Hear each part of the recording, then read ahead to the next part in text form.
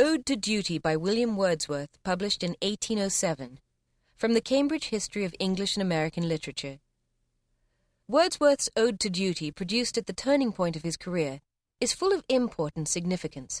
It throws a light both on the years that went before and on those that were to follow. It also reveals an aspect of the poet's nature not usually apparent. It is common to speak of him as one of the teachers of duty, and to refer to this ode, or to its title, as a proof. Now he distinctly resigns himself to the control of duty because at this time of life a man can do no better. He abjures with regret the faith that till then had been his and in which duty had no place, the dear belief that joy and love can guide man to all good. Or rather, he does not renounce it, but still mutters a hope that better days may come when joy and love, reigning supreme, duty can be dispensed with. As for himself, he would still cling to the same creed if he preserved spirit enough to bear the shocks of change and enjoy his uncharted freedom. He retires into the arms of duty as a weary warrior of old might end his days in the quiet shelter of a monastery. He still feels an uncertain convert. Thee I now would serve more strictly if I may. The stern lawgiver at first sight inspires him with more fear than love. He only reconciles himself with the awful power when he has realized that duty wears a smile on her face, that she is beautiful, that after all she may be identical with love and joy.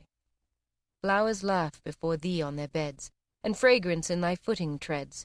Thou dost preserve the stars from wrong, and the most ancient heavens through thee are fresh and strong.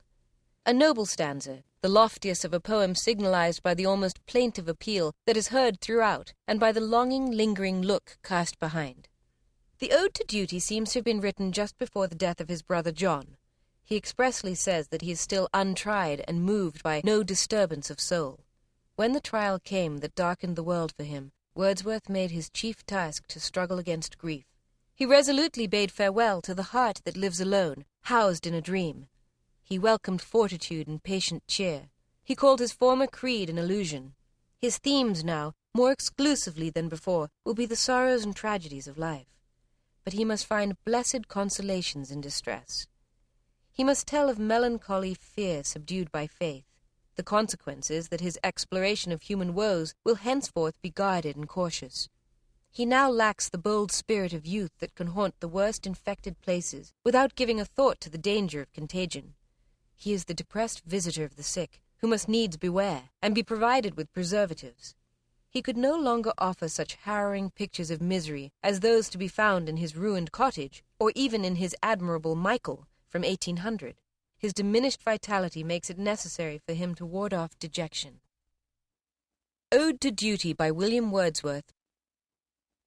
Stern daughter of the voice of God, O duty, if that name thou love, who art a light to guide, a rod to check the erring and reprove, thou who art victory and lore when empty terrors overawe, from vain temptations dost set free, and calmest the weary strife of frail humanity.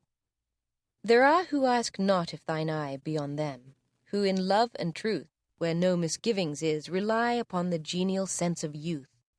Glad hearts without reproach or blot, who do thy work and know it not. Oh, if through confidence misplaced they fail, thy saving arms dread power around them cast. Serene will be our days and bright, and happy will our nature be, when love is an unerring light, and joy its own security. And they a blissful course may hold, even now who, not unwisely bold, live in the spirit of this creed, yet find that other strength according to their need.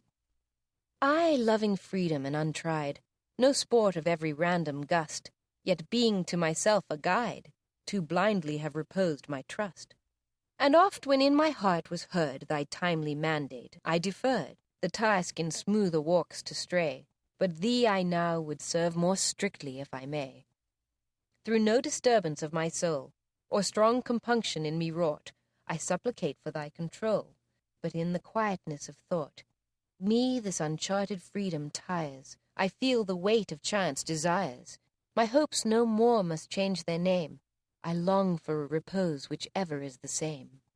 Stern lawgiver, yet thou dost wear the Godhead's most benignant grace, nor know we anything so fair as to the smile upon thy face. Flowers laugh before thee on their beds, and fragrance in thy footing treads. Thou dost preserve the stars from wrong, and the most ancient heavens through thee are fresh and strong. To humbler functions awful power, I call thee, I myself commend unto thy guidance from this hour. O let my weakness have an end. Give unto me, made lowly wise, the spirit of self-sacrifice. The confidence of reason give, and in the light of truth thy bondman let me live.